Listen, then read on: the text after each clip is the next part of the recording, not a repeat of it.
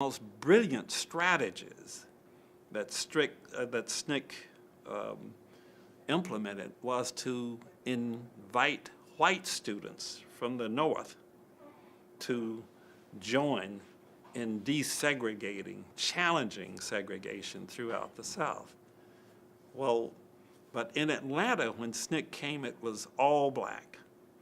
Now, at the time, by the time SNCC arrived here, I had finished Atlanta University, and by that time, I had moved to California. But then, by October, we had a conference that was convened by SNCC, and I came from California to attend that conference. Well, at the time, there were some SNCC students had been arrested also for challenging some kind of action here in the city. And at the time, arraignments were held down at the police station, which was down on Decatur Street in Atlanta.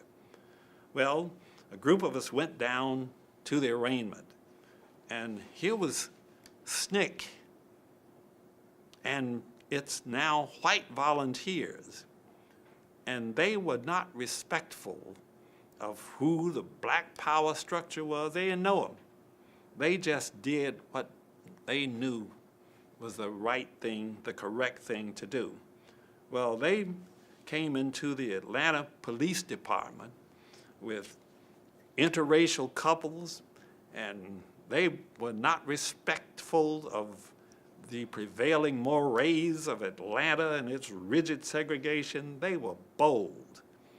And so what you had here was an interesting dynamic. You essentially had an Atlanta student movement who we kind of systematically knew who the players were, and you had then the outsiders, the SNCC people who came in with such a royal commitment to just change the entire dynamic.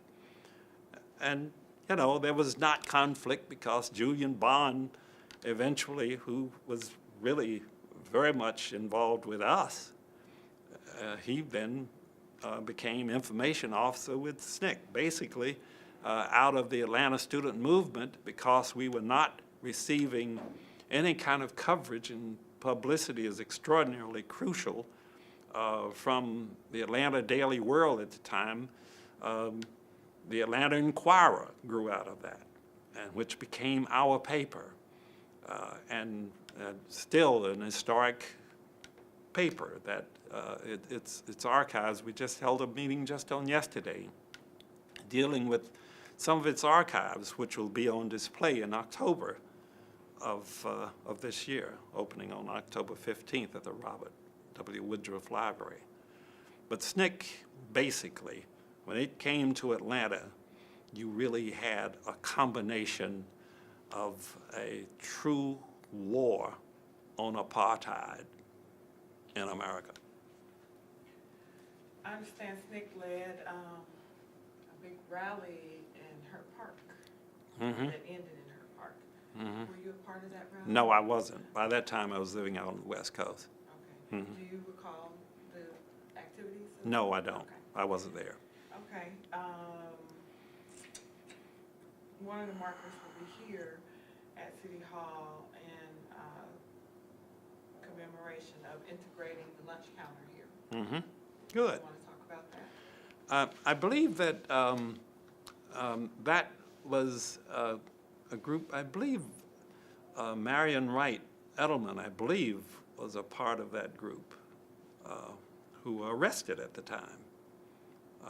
And all of that, of course, that action began on March 15th of 1960. So City Hall was clearly one of the target sites. And Marion, incidentally, she was a representative from Spelman at the time. She was a student at Spelman. One of the other ones will be at what is now the Hilton, which used to be the Heart of Atlanta Motel, and in commemoration of the students' efforts to integrate public accommodations, Heart of Atlanta Motel, Pickricks.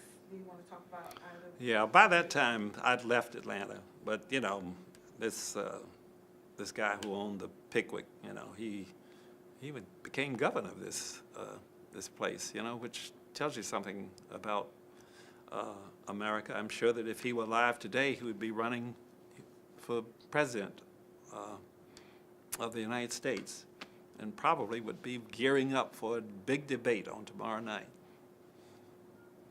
He would outdo Donald Trump. Probably be a Tea Party, Well, he would, let's remember, you know, we've had Ronald Reagan as president, we had George W. Bush as president. Anything could happen in America, boy. Riches, were you a part of the campaign? Yes, indeed. Let's talk about Riches. Well, at Riches, I came back to Atlanta for for Christmas, and the campaign at Riches was ongoing. And as soon as I'd arrive in Atlanta, immediately we'd start all over. There was a really amazing kind of boycott at the time that was taking place, because at Riches the black community was very much married to Riches department store. At the time, the woman whom I married, she taught school, and she would cash her check from the Board of Education at Riches. So basically, the boycott was nearly successful, but what began happening was many people would call Riches and place their order and then have trucks deliver to their respective homes. So we then developed a kind of walkie-talkie system. I had access to my family's car, and whenever there was a Riches truck spotted in a black neighborhood, we would then go right to that home and pick it. So, you know, we had to really embarrass many people, and that's frankly where we are. You know, you have to understand what has happened to us as a people. And this is something that's never, ever acknowledged. But when you look at the history of black people in America, no other people other than the Native Americans have gone through ethnic cleansing as we have.